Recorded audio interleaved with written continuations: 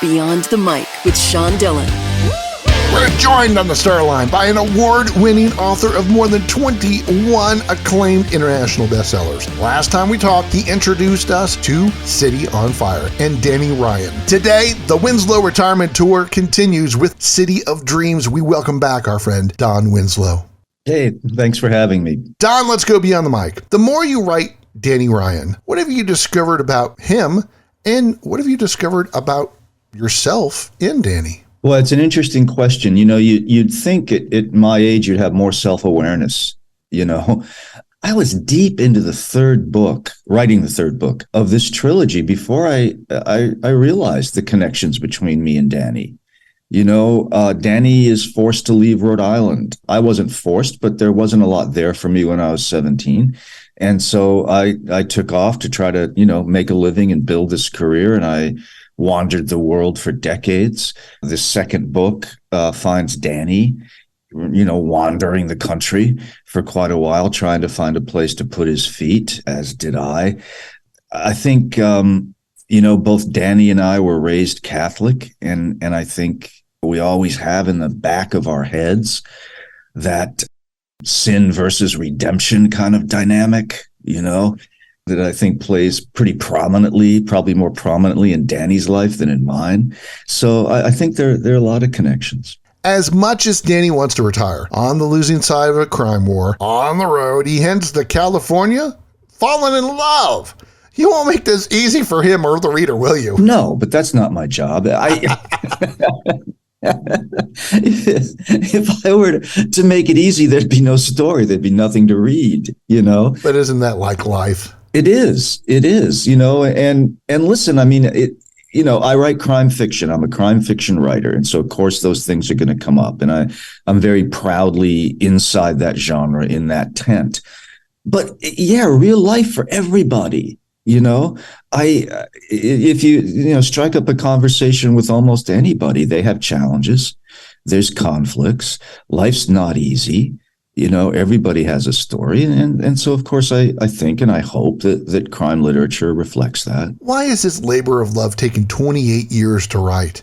Are you holding these last three stories so close to your heart for just any particular reason? I think it took 28 years because, well, for one thing, look, I was writing other books. I spent 26 years of that on the drug beat, writing books about drug trafficking, which was all absorbing, that it didn't leave a lot of spare time or a lot of spare head space or heart space for that matter, if you will.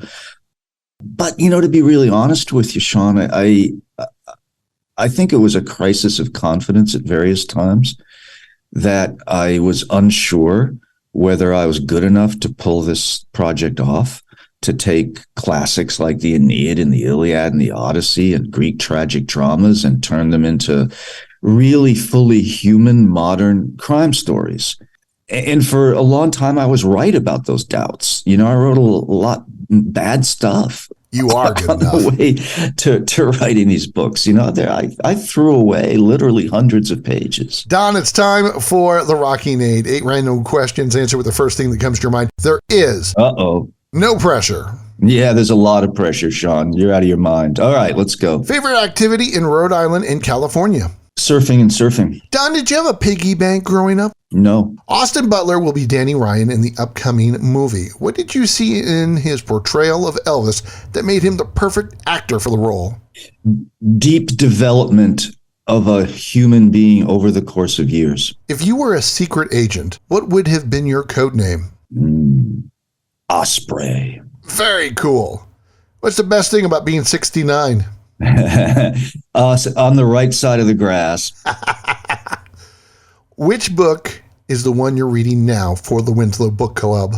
The Last Gift, Abdul Razak Gurnah. What's so good about it? Oh, listen, well, the man won the Nobel Prize, mind you, so I'm not alone in this. And I've not won the Nobel Prize, mind you. I love books that portray a kind of a deep humanity. This book's about a family and about family secrets. And it's just brilliant. And plus, a lot of it's set in Africa. And that's long been an interest of mine. If you could win a prize, what prize would you love to win? best looking short bald man. We might have to have a competition here. Yeah, I'm not going to beat you out on that. I know. It's sad. What's your favorite cake flavor? I'm a boring man. Vanilla. The book is City of Dreams, and Don Winslow joins us for the back half. Which was your favorite case as a trial consultant? Wow. It was a woman who'd been, I can't go into too many details on this, Sean, a woman who'd been falsely accused of murder. We got a very, very justified defense verdict. You were once a private investigator. Which TV PI is closest to you? Boy, I'd love to say Magnum PI, because this is radio and maybe I could get away with it. Is it Detroit, the mustache? What is it? The car?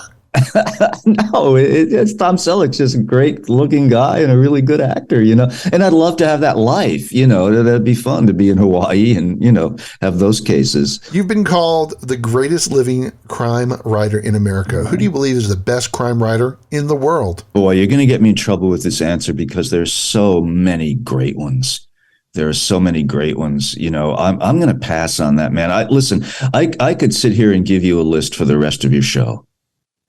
I could. I mean, listen, we deeply miss Elmore Leonard and, still mourn him. Lawrence Block, Michael Conley, John Grisham, Denny Lehane. Again, I could just go on and on. Pass. Don Winslow joins us beyond the mic. And Don, why do you enjoy writing? It's what I've always wanted to do since I was a kid, since I was about 6 years old. I just wanted to tell good stories. And I love the craft. I love trying to take a story that's running around in your head chaotically, and then turn it into something that someone wants to read that has some form and some structure and hopefully a little style, maybe even a little poetry. And it's going to, amuse or interest somebody. On the road, your fans tell you that this is the best book you've ever written. How do you feel when you hear that? It's crazy. Look, let's be serious for a minute. We've been having a lot of fun.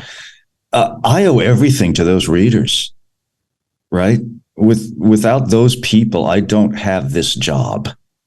I don't have this life that I have. It's been extremely rewarding and much more than I deserve.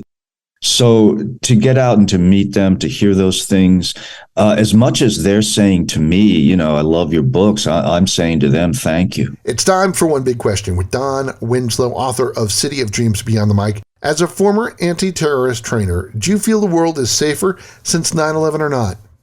No, not at all. There's no way. And that's interesting because we had this conversation with people at dinner last night.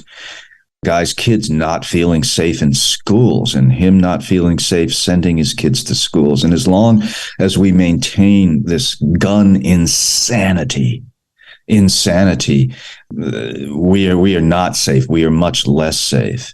And if you look at the numbers in terms of terrorism in the United States, our major concern now is domestic terrorists from the right wing. Don, where can people find you online? Don Winslow, Twitter. He loves vanilla cake, surfing, and wants to be considered the best-looking, bald, short guy, and thanks his readers every day. The book is City of Dreams. Don Winslow, thanks for taking the time to talk with us today. Sean, thanks for having me, man. It's always good. Always a pleasure, my friend. And that, my friends, is a Beyond the Mic shortcut.